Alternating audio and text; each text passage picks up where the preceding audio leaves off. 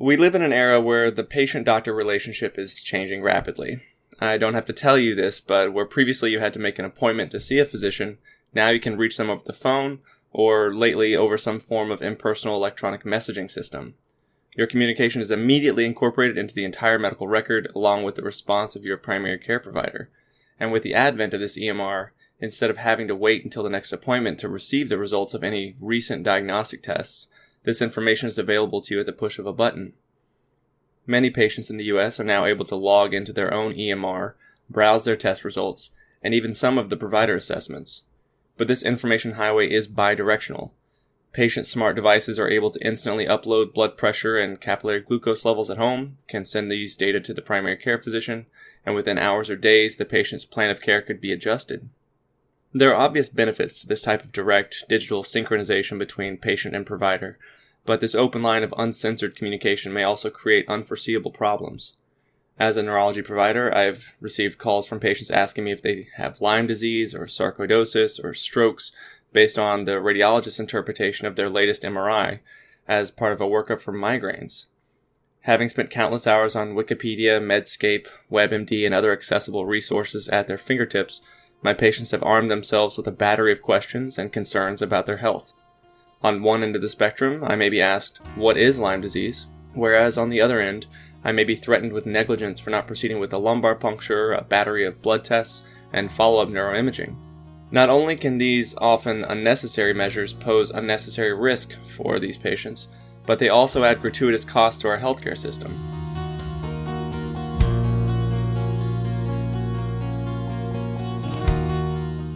Welcome back to BrainWaves. I'm Jim Siegler. Today we're going to be taking you through the tough questions of the evolving patient-provider dynamic. When do doctors know to withhold information, or should they? When should patients have access to the entirety of their medical record, or should it be freely available? In a time when genetic testing is a standard of care, how can knowing the content of your chromosomes shape the interaction between the patient and the provider? Ultimately, healthcare is a two-way street, a collaboration between the patient and the provider where decisions made about patient care are made together by incorporating the interests of the patient with the experience and the knowledge of the treating physician. Today I'm going to be talking with a good friend of mine about his experience in collaborating with physicians. Full disclosure, he's not a medical professional, and he is one of my good friends, so this interview is going to be incredibly biased. He's an intellectual, an engineer, a self-instructed individual who took it upon himself to learn how to interpret EKGs in his spare time.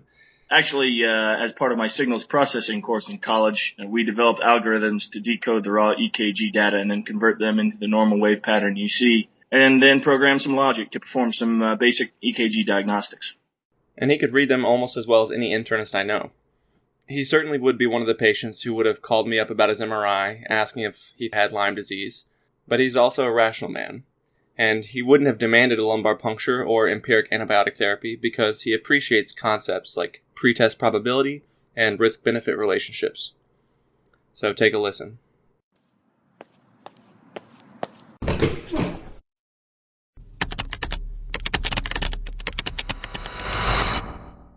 I'm Patrick Green. As Jim just stated, I'm an engineer with a healthy bit of knowledge in the medical field. My family, a great deal of whom are medical professionals. Jim and I have been good friends for several years, and I'm honored to be part of the BrainWaves series. Well, thank you so much, Pat. I'm really glad you could be on it with us again. Let's start by just discussing why you're on the show. Pat, you've been seeing a lot of doctors lately. Why don't you tell me about how all that got started? So last year, I underwent an ultrasound screening at work. It was kind of just a random screening that they brought a company on site. And so I had a screening for carotid arteries, jugular veins, thyroid, kidneys, liver, gallbladder. I didn't have any symptoms at the time. I didn't have any indications for a screening, but I decided at 29 years old, it might be time to start taking a bit better care of myself.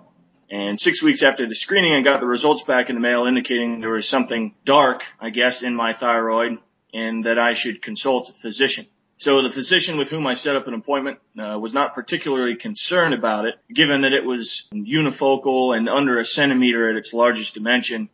But I decided to self-refer to an endocrinologist where we discussed a couple options for diagnostic strategies. And ultimately, I requested fine needle aspiration biopsy A week later, I got a phone call from the endocrinologist informing me that I had papillary thyroid cancer.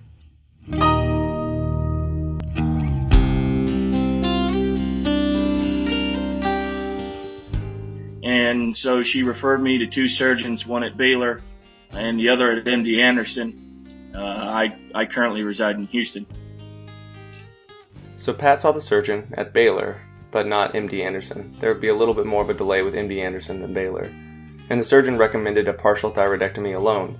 Pat was also complaining of neck pain, which he recognized was not likely attributable to his thyroid cancer. He's an athlete, and joint pains are par for the course. But he knew that the papillary thyroid cancer likes to metastasize locally, and he wanted reassurance that his surgeons weren't missing something. So he requested a neck CT, and they obliged. Now you can see already that Pat is driving much of his care, getting a screening ultrasound when it's not indicated, demanding tissue diagnosis when the imaging appeared benign, and requesting a CT scan, which was not part of the first surgeon's workup. His doctors could have denied him these tests, and perhaps justifiably. I'm not an endocrine surgeon, but his doctor appreciated the two-way street of the patient-doctor relationship, so the decision was to proceed down this path. Some of the reading that I had done on standard of care for, thyroid nodules and well-differentiated thyroid cancer, which mostly came from the American Thyroid Association's guidelines, stated that CT scan was often used in conjunction with head and neck ultrasound for localizing the disease in the neck. And I do understand that there are risks associated with CT scan in terms of radiation exposure that may result in increased risk of cancer, as well as adverse reactions to the contrast used during the CT scans. Got the results back 2 days later, and it indicated that there were several suspicious lymph nodes in the central compartment of my neck as well, but it wasn't fully conclusive. So the surgeon remained firm that the partial resection was the proper course of action. But neck surgery, even a thyroidectomy, is not a benign procedure, especially for cancer. Pat wanted a second opinion, and that's reasonable, if not essential, when you have a new terminal diagnosis. So I spoke with some of my endocrinology colleagues in the South about who he could see, and he met with another surgeon at MD Anderson, where they did their own workup, including head and neck ultrasound, chest x-ray, head and neck CT scan, and their conclusion was that I needed a full thyroidectomy with central neck lymph node dissection, which I thought was a much better course of action given the imaging studies. Pat underwent the surgery as planned, as well as radiation to his neck and chest and radioactive iodine therapy, which if you've ever had to take this iodine pill, you might mistake it for a biochemical or nuclear weapon, given the way it's packaged and mailed to you. And so you have since undergone the central lymph node dissection as well as radiation in January, and your tumor marker had remained undetectable for some time after that. Is that accurate? That is correct. About 1 month post-op, my tumor biomarker was still positive. So we pursued radiation about 2 months later. And then 3 months after radiation, testing for tumor recurrence was negative. What shocked me really was when I went for follow-up 6 months post-radiation, my tumor biomarker was detectable once again, which was a little bit disconcerting for me, as you can probably understand, especially since it had been undetectable just a few months before.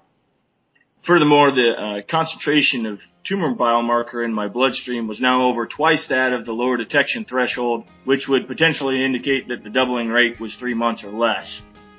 Some of the reading that I've done, the research that I've read, shows that you can generally correlate the concentration of tumor biomarker with the location of tumors. And so based on that, the really concerning thing for me was that if the doubling rate really was 3 months or less, then biomarker levels 12 months from that point in time would have correlated with lung metastases.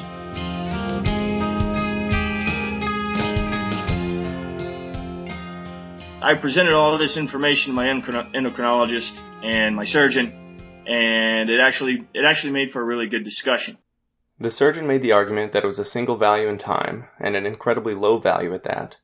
Even though Pat's tumor biomarker appeared to have doubled rapidly, his TSH indicated adequate suppression of thyroid activity, meaning the cancer was not likely of significant burden even in this low amount. His TSH was going to be rechecked in another 8 weeks anyway, so together, Pat and his surgeon agreed to check the tumor biomarker in addition to the TSH at that time. In that way, they could acquire more data sooner rather than later. Whether an engineer or a doctor or in general an applied scientist, if you're really mindful of changes in signals, you have to do something. And many times that something can be as simple as gather more data. And sometimes it is watch and wait, because if you try and gather more data at the time, there may not be any more data available to gather. So you have to wait until there's more data so you can trend, so on and so forth. But generally, I feel that you have to do something if there is a change in signals.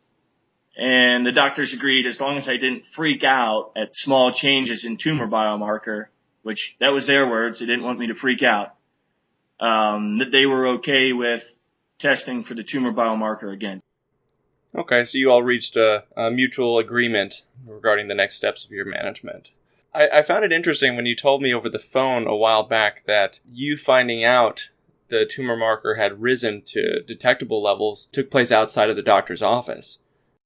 Yeah, so at MD Anderson, they have an online system where they post all of your lab data on their internal system as soon as the results are plugged in, but the doctor ultimately has the say as to when those results are released to the external system where the patients can view them. The results were released to the external system by my endocrinologist probably, I would say, an hour prior to my appointment with him.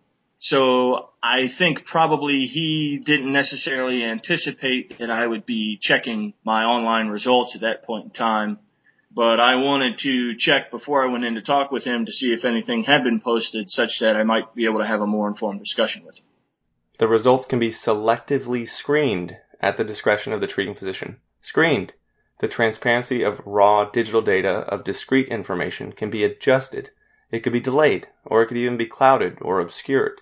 I mean, isn't that the exact opposite of what this information sharing EMR is trying to achieve? Why even have a transparent EMR that your patient can access if you as the physician can decide which information reaches the patient and when? I guess Pat said it best earlier, so patients like him wouldn't freak out. Ultimately, Pat concedes that eventually all of his data, including physician progress notes, are released for his own review. So I see all the results, my blood tests, all the radiology reports, physicians and surgeons write-ups, so on and so forth. And this brings up another interesting question. What data should become available to patients? Here, I'll try to oversimplify the data in the medical record by dividing it into discrete information, like vital sign data and laboratory values, and expert interpretation, which includes physician progress notes and reports such as imaging results. Should both types of data be accessible to patients? And how can this affect the patient-doctor relationship? So I asked Pat about this. Would you say that knowledge of discrete information is more important to you than expert opinion? And if so, when might the reverse be true? No, I definitely don't think that knowledge of discrete information is more important to me than expert opinion. But I don't think you can have one without the other. Knowledge of discrete information is, I would think, certainly necessary for effective treatment, but it's not sufficient to determine proper care. You have to have expert opinion. You have to have people who have experience and understand how that discrete data correlates with things. That's not to say that I think you're not allowed to disagree with expert opinion. Experts are still human beings and they can still make mistakes, which is why I would always encourage anyone to get a second opinion if they're not comfortable with the first one they've been given. I'm an engineer. I'm an applied scientist. I make mistakes all the time too. So even given my experience in my field, sometimes things don't correlate with what my experience would tell me they are. Do you think that doctors have the right to withhold certain information about you as a patient, whether it's a discrete data point or it's an assessment of your health? Jim, that's a really tough question. I think in the medical field, it's probably one of those things that really separates the great doctors from the rest of them. I think in some instances, doctors do have a right to withhold certain information, but I do think they should be very deliberate in how they tailor their message to their patient. And that message should be tailored based on their understanding of the patient's level of intelligence, their experience with the particular ailment or illness, their psychological state, their mental stability, who's in the room, who's present to hear the message, who's not present to hear the message, and so on and so forth. There are a lot of factors, I think, that play into that. Medical ethicists refer to this as the principle of autonomy, that patients should have a full understanding of their condition, the treatment, and their prognosis. In some instances, there's a clear understanding when the patients or their surrogate want to know everything, or on the contrary, when the patient or their surrogate does not want to know everything.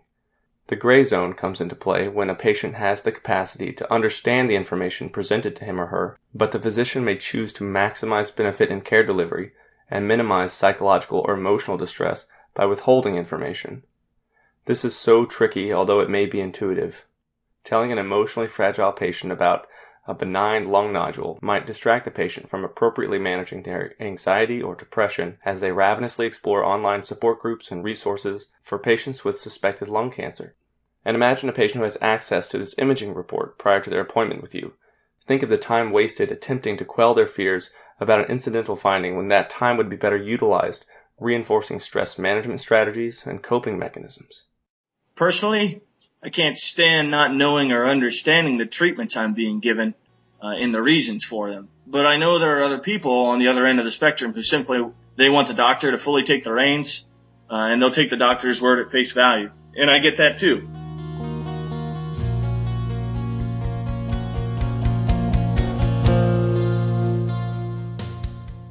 Ultimately, I want to empower my doctors to make decisions about how they inform me or what data they provide me with. And I do want their expert opinion on it, but I also want it to be a discussion too, because obviously I'm invested in the healthcare that I'm getting as one of the people involved in the decision.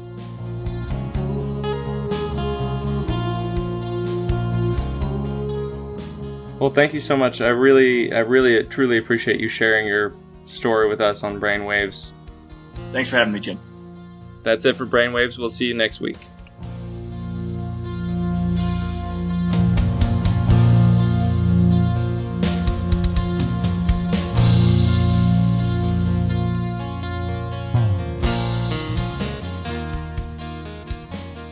Thanks for listening to BrainWaves today.